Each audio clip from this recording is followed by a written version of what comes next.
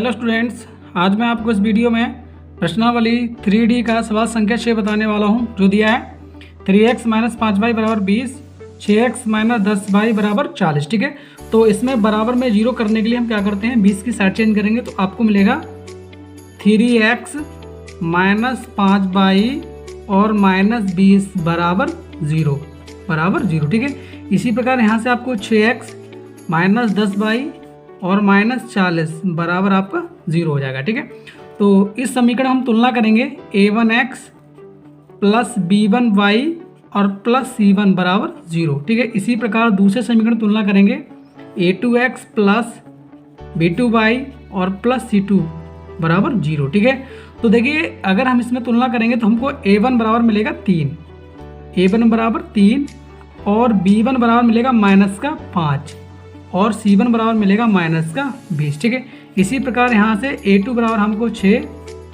b2 बराबर -10 और c2 बराबर मिल जाएंगे -40। ठीक है, तो ये हमारी तुलना हो चुकी है। अब मैं वज्र विधि वाला सूत्र लिख लेता हूँ। तो यहाँ पर वज्र विधि के लिए मैंने सूत्र लिख रखा है। अब ज़रा हम जो a1 b1 c1 के जो मान निकाले हैं वो यहाँ पर रख देते हैं। ठीक है, तो हमारा हो जाएगा x बटे क्या है b1 का मान हमारा क्या दिया हुआ है -5 गुणे फिर हमारा c2 और c2 का मान दिया हुआ है -40, तो -40 हो जाएगा और -b2 और b2 दिया हमको -10। ठीक है, और हमारा c1 दिया है -20। ठीक है, बराबर में देखिए y बटे c1 हमको दिया है -20 गुणे a2 दिया हमको 6 -c2 हमको दिया -40 और गुणा a1 दिया हमको 3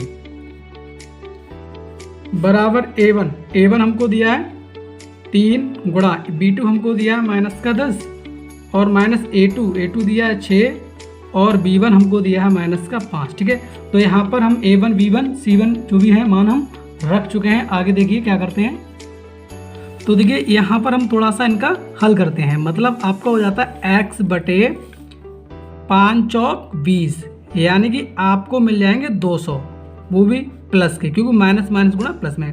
इसी प्रकार यहाँ पर देखें ये माइनस तो प्लस हुआ है, लेकिन ये वाला माइनस की वजह से यहाँ पे आपके माइनस के 200 हो जाएंगे। ठीक है, इसी प्रकार आपका आगे y बराबर और यहाँ से मिलने वाला है 6 दूनी 12 मतलब -120 और यहाँ पर 4 3 12 मतलब प्लस के आपको 120 हो जाएंगे। ठीक है, और बराबर इसी प्रकार आगे देखेंगे तो 3 ढाई के आपके -30 हो जाएंगे और यहाँ पर प्लस हो जाएंगे 5 छक्का 30। ठीक है, तो देख रहे होंगे आप ये माइनस प्लस ये माइनस प्लस ये माइनस प्लस, यानी सारे मान आपके खत्म हो चुके हैं। यानी कि x बटा आपका 0 हो जाता है, बराबर y बटा 0 हो जाता है और बराबर 1 बटा भी 0 हो जाता है। ठीक है, तो इस पोजीशन में इनका कोई हल नहीं होगा, लिख देंगे कि कोई हल नहीं है, कोई हल नहीं है। इस प्रकार इस क्वेश्चन का आंसर कंप्लीट हो जाता है।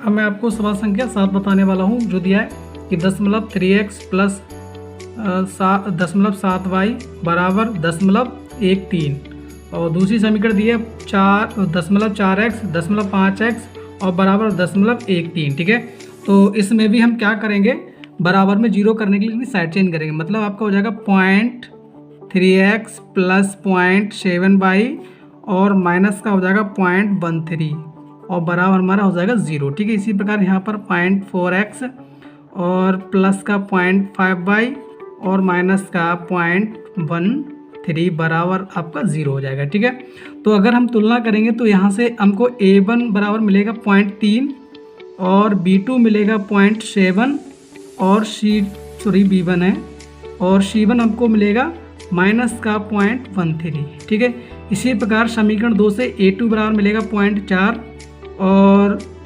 b2 बराबर मिलेगा 0.5 और c2 बराबर मिलेगा -0.13। ठीक है, तो यहाँ पर तुलना हो चुकी है। अब मैं यहाँ पर सीधा सूत्र लगाने वाला हूँ। ठीक है, तो देखिए सूत्र में क्या होता है, x बटे हमारा होता है b1, क्या होता है b1, तो b1 हमको क्या दिया है 0.7 गुणे फिर होता है c2 और c2 दिया हमको माइनस का 0.13। ठीक है, फिर हमारा माइनस आ जाता है, फिर हमारा होता है b2 और b2 हमको दिया हुआ है 0.5। ठीक है, और गुणे फिर होता है C1 और C1 दिया हुआ है हमारा माइनस का 0.13, ठीक है। इसी प्रकार आगे देखेंगे बराबर में y बटे हमारा होता है C1, क्या होता है C1 और C1 हमको दिया हुआ है माइनस का 0.13, फिर हमारा होता है A2 और A2 दिया है 0.4, फिर माइनस, फिर हमारा होता है C1 हमको C2, ठीक है। C2 हमको दिया हुआ है माइनस का 0.13 और फिर हमारा होता है A1 और A1 जो हमको दिया हुआ है वो दिया है 0.3, ठीक है। आगे देखिए बराबर में हमारा होता है 1/A1, तो A1 हमको दिया है 0.3, फिर गुणा में होता है B2 दिया है 0.5, फिर माइनस होता है B2, ठीक है, B2 या कह सकते हो A1, सॉरी यहाँ पर A1, ठीक है, B2, फिर हमारा होता है A2, क्या होता है हमारा A2 तो 0.4 और फिर हमारा होता है B1 और B1 हमको दिया है 0.7, ठीक है। तो सूत्र के अनुसार हम मान रख चुके हैं, अब थोड़ा सा इनका आगे हल करते हैं, ठीक है। तो देखिए हमारा x बटे इनकी जब गुणा करेंगे तो 13 सत्ते 91 होते हैं, वो भी काय हो जाएंगे माइनस के 13 सत्ते 91, लेकिन दशमलव कितने के बाद लगेगा आपका 3 के बाद, क्योंकि यहाँ पर 2 के बाद और 1 के बाद यहाँ पर है, तो आपका 3 के बाद दशमलव लग जाएगा, यानी 0.091 हो जाएगा, ठीक है। यहाँ पर माइनस माइनस गुणा आपकी प्लस की हो जाएगी, जो होगी 13 पंजे 65, कितनी होगी 13 पंजे 65, मतलब इसमें भी आपको 3 के बाद ही पॉइंट लगा लेना है, ठीक है। बराबर में देखिए आप y बटे ऐसे यहाँ पर देखिए 13 चौक 52 होते हैं, 13 चौक 52 और पॉइंट कितने वाले हैं, यहाँ पर भी आपको 3 के ही बाद पॉइंट लगेगा, ठीक है, लगा दिया, वो भी काय में माइनस में आपका हो जाएगा, ठीक है। आगे देखिए माइनस माइनस प्लस हो जाएगा और 13 3 होते हैं 39, कितने होते हैं आपके 39 और 0 यानी 3 के बाद यहाँ पर ही पॉइंट लगा ली, ठीक है।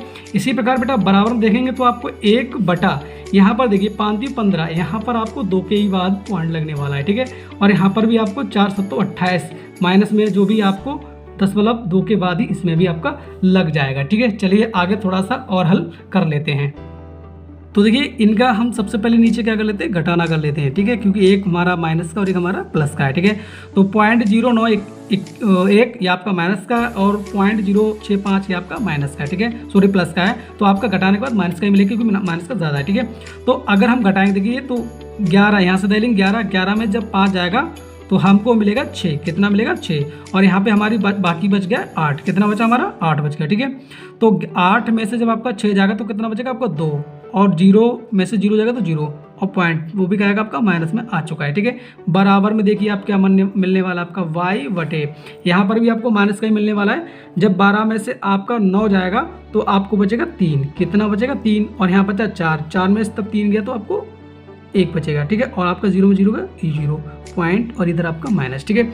इसी प्रकार बराबर में हम देखेंगे तो 1 बटा देखिए यहाँ पर भी आपको कितना बचेगा, देखिए आप कि यहाँ पर 28 ज़्यादा है 15 कम है तो माइनस के बचेंगे आप यहाँ पर भी, तो 8 में से 5 जाएगा 3 बचेगा और 2 में से 1 जाएगा तो 1, ठीक है, और पॉइंट और ये आपका माइनस का हो जाएगा, ठीक है। तो यहाँ पर देखिए जो तीसरे नंबर वाला जो मान होगा वो एक बार x साथ और एक बार y के साथ, मतलब आप देख रहे होंगे कि x बटा माइनस का 0.026 और बराबर हो जाएगा 1 बटा माइनस का 0.13, ठीक है। और इसी प्रकार यहाँ पर y बटे में हो जाएगा माइनस का 0.013 जो बराबर हो जाएगा 1 बटे माइनस का 0.13, ठीक है। तो यहाँ पर हम थोड़ा सा हल कर लेते हैं, ठीक है। तो सबसे पहले क्या करेंगे, हम माइनस से माइनस खत्म कर देंगे, ठीक है, माइनस से हमारा माइनस खत्म हो चुका है। चलिए आगे देखो क्या होने वाला है आपके साथ, चलिए। तो देखिए यहाँ पर क्या करेंगे आप, यहाँ पर देखिए पहले हम चलिए x का मान ज्ञात करते हैं, किसका मान ज्ञात करते हैं, x का। तो आप जानते हैं कि x के बटे में आपको 0.026 है जो उस पार जाके गुणा में पहुंचेगा, वो भी ऊपर, मतलब आपका हो जाएगा 0.13 और इस प्रकार आपका गुणा में हो जाएगा 0.06, क्योंकि ये नीचे था तो उस पर जाके कहाँ जाएगा, ऊपर जाएगा। अब जरा देखेंगे आप तो यहाँ पर पहले हम दशमलव से दशमलव खत्म कर लेते हैं, या दशमलव से दशमलव ना खत्म करेंगे तब भी आप कर सकते हैं। कैसे करेंगे जरा देखिए, चलिए दशमलव से दशमलव खत्म कर लो तो ज़्यादा अच्छा रहेगा, क्योंकि यहाँ पर दशमलव 3 अंक और यहाँ पर 2 अंक, तो आपने एक 0 बढ़ा लिया और हमारा दशमलव से दशमलव हमारा खत्म हो गया आसानी से, ठीक है।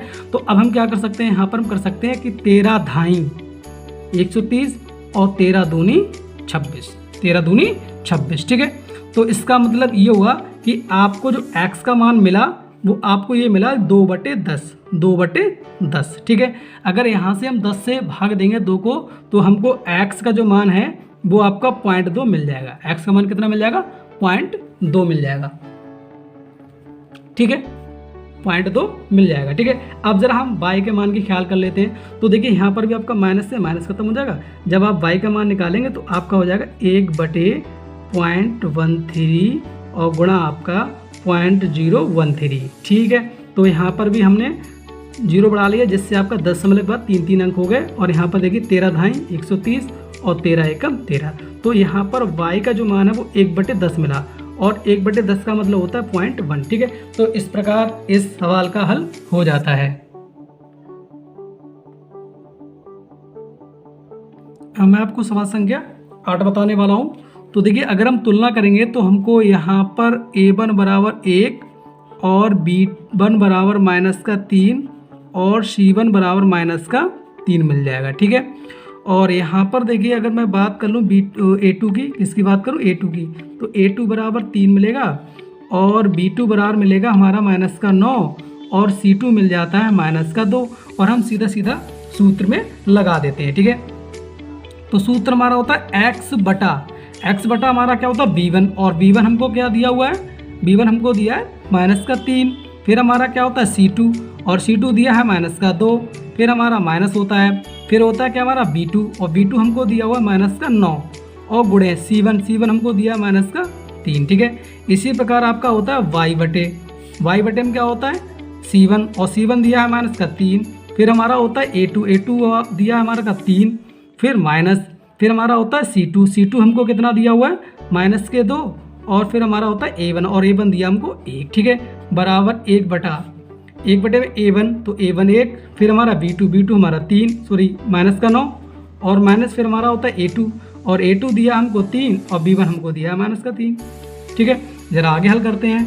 तो देखिए x बटा यहाँ पर 2 3 6 माइनस का हो जाएगा और यहाँ पर देखिए 3 माइनस यानी ये जो माइनस हो गया प्लस हो जाएगा, लेकिन ये वाला माइनस यानी 3 छक 18 9 3 27 आपके हो जाते हैं माइनस के, ठीक है। और बराबर में देखिए आप y बटा यहाँ से 3 3 9 हो जाएंगे माइनस के और यहाँ पर ये 2 एकम 2 हो जाएगा आपका प्लस का, ठीक है। बराबर में देखिए 1 बटा आपका माइनस का 9 एकम 9 और यहाँ पर देखिए 3 3 आपके हो जाते हैं 3 3 9 आपका, ठीक है, प्लस में हो जाता है, ठीक है। तो आगे देखिए इससे आपका ये खत्म हो जाएगा, ठीक है। तो यहाँ पर देखिए आपको मिलने वाला x बटा ये आपको जुड़ जाएंगे तो जिससे हमारे क्या हो जाएंगे माइनस के 33 हो जाएंगे, तो हो जाएंगे 33 और बराबर में y बटा यहाँ से आपका हो जाएगा 2 घटाएंगे तो माइनस के 7 बचेंगे और बराबर में आपको होगा 1/0, ठीक है। तो देखिए तीसरे नंबर का मान जब हम दोनों के बराबर रखेंगे मतलब आपका x बटा -33 और बराबर हो जाएगा 1/0। तो आप देखिए अगर हम कैची गुणा करते हैं तो यहाँ पर x का मान निकालने के लिए खुद x 0 हो जाएगा, क्या हो जाएगा x 0 हो जाएगा। इसी प्रकार y भी आपका 0 हो जाएगा, ठीक है। तो यहाँ पर आप लिख सकते हैं कि कोई हल नहीं है, कोई हल नहीं है। इस प्रकार ये हल हो जाता है।